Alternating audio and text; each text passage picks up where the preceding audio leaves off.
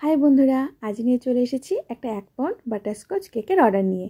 কেকটা যে অর্ডার করেছিল সে বলেছিল কেকটা একদম সিম্পলের মধ্যেই রেখো। তাই আমি ভাবলাম কেকটা আজকে পুরো সাদার মধ্যেই রাখবো, দেখা যাক কেমন লাগে। সাদার মধ্যে একটু হোয়াইট চকলেট দিয়ে একটু অন্যরকম ডিজাইন করব। তো সেটাই চেষ্টা করছি করার।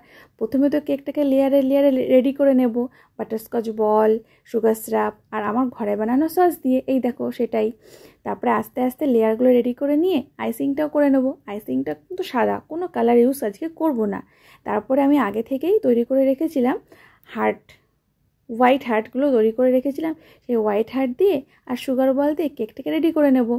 গায়ে একটু দাগ দাগ করে নিচ্ছি আর নিচে একটা সামান্য ছোটো ছোটো একটা বর্ডার করে নেব, তাহলেই আমার কেক রেডি। আর কিছু করার থাকবে না। এই দেখো হার্টগুলো লাগিয়ে নিচ্ছি আর এদিকে সুগার বল ছড়িয়ে দিলাম। তো কেমন লাগছে আমার কেকটা?